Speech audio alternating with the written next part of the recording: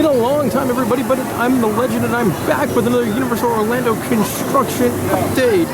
Starting up here in the high height above the Skull Island Reign of Kong construction.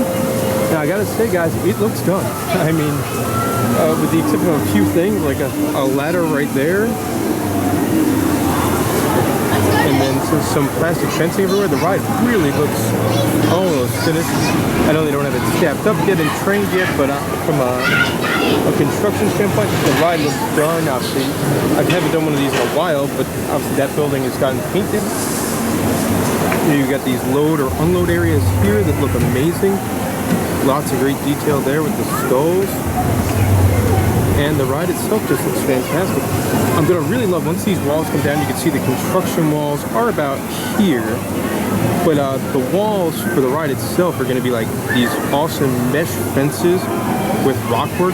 So it's going to be a really, really cool ride to just walk by as the big, giant, super 72 passenger vehicles are going by. You can get a little bit of a sneak peek into the show building there with that big, giant skull.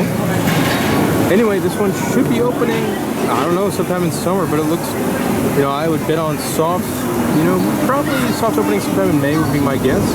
You do have something interesting down here. Looks like a wing device. I imagine that'll be for the fire that they have for the ride. And that's that. A couple more things.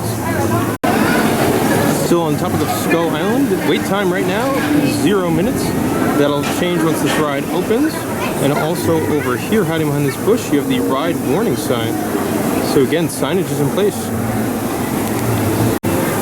One of the very few things that looks not done with the ride is this area right here, where they have some temporary plastic fencing in place. So obviously that will not be there once the Jeeps start rolling. So you can't completely see it over the fence, but you've got about 60% of the entrance sign done with the rockwork, and that looks fantastic. Next to the big giant skull you'll enter through. Again, the more I see this ride, the more I like it. Really, really cool looking ride. Beautiful, beautiful experience. Welcome sight to roller coaster fans as the Incredible Hulk is completely back together.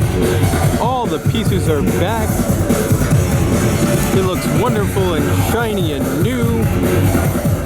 As the old one did get kind of beat up.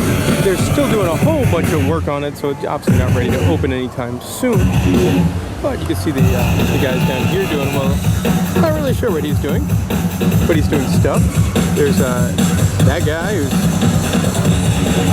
sort of just hanging out at the top there. You can tell they sort of changed the look of the launch tube a little bit.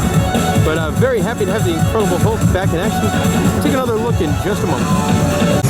Another spot here by Incredible Hulk where you can see some of the work going on the station. Obviously, lots of stuff going on with the station.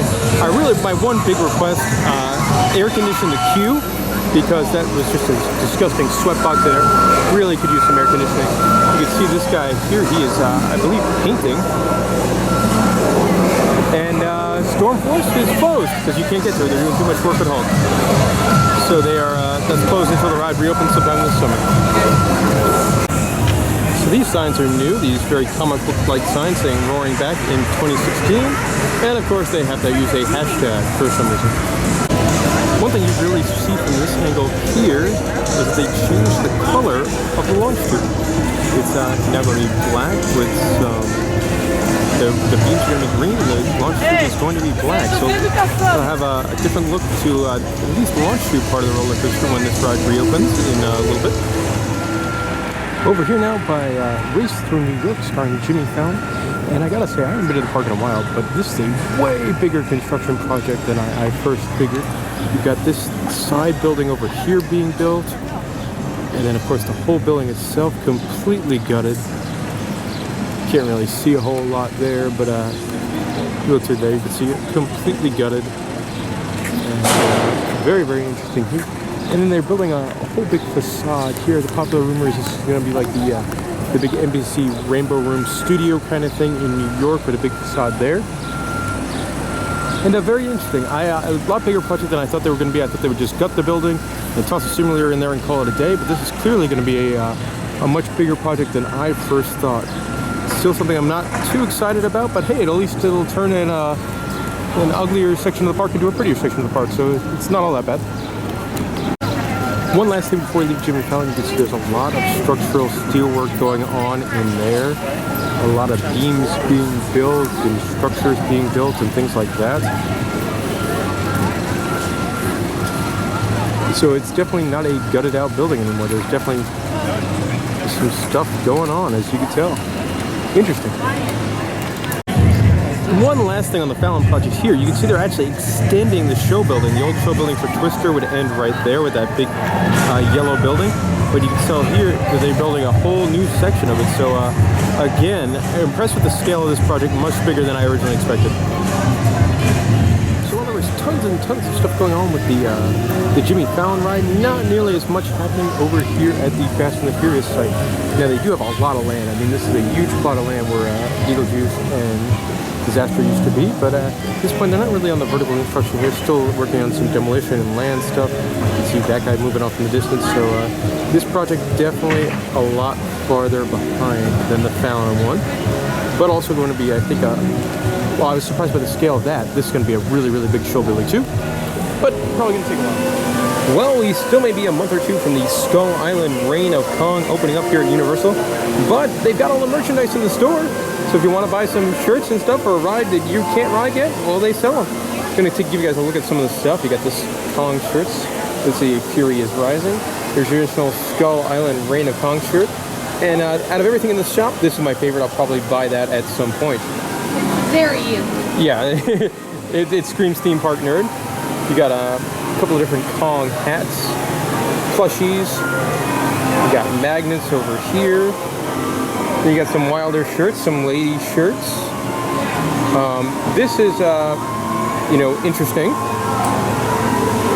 This is actually kind of neat too. I'm not somebody, I live in Florida, so I don't wear jackets like this, but that's a pretty sweet jacket there. Let's see what else we got. More stuff. Now, Molly, you're not a fan of this one? No, because the eyes are right on the boobs. Yeah, that's a thing. All right, you got some giant Drew the Intern size coffee mugs. You got dog tags. That's interesting. Skull Island Reign of Kong dog tags. You've got a more traditional coffee mug. You've got one of those plasticky cups. So lots of stuff. They also got a new line of like adventure style backpacks. And interesting, very interesting to see the merch out before the ride opens. Something I'm looking forward to. Should be coming up soon. So over here in the prop shop, which is one of my favorite places to come and look around. You know, buy all sorts of old ride stuff. This is the first time I've seen this. They have a prop from the old Beetlejuice, Frankenstein's entrance kind of thing. It's really, really cool. Of course, nobody's bought the cow yet from the ride. I actually think it's dropped in price. It's now $2,900, so I think it's cheaper than it used to be. So maybe somebody will pick it up. It's wearing Mardi Gras boots. So I never really come to the Universal Parks in the morning, and I guess it's a good thing, because look at this mob scene waiting to get through the metal detectors. It's gross. Then there's even more lines over here. One last weekend remaining for Mardi Gras and the beach tree. So it's looking pretty full with its namesake beads. Good job, everybody. Love this tradition. Fantastic. Last part of the little construction update here. We're out in City Walk to take a look at the Twosome Chocolate Factory, the awesome steampunk style restaurant coming to City Walk, and really started to move along with heavy construction here. If you haven't seen the concept art for this thing, it's amazing. They're going to build this giant steampunk type factory with big giant smokestacks coming out of it. It's going to look really, really amazing, and definitely not going to look much like NBA City when it's done. So obviously they've got a long, long, long way to go, but cool to see construction really moving into action. That'll do it for this Universal Orlando construction update. You got any questions or comments, post them in the comment section. Be sure to follow us on Facebook at facebook.com/InTheLoopPodcast. Listen to In the Loop, the best damn podcast on the internet, where we talk all about the world of theme parks and roller coasters once a week. Just search for that on iTunes. And thanks for watching. See you guys.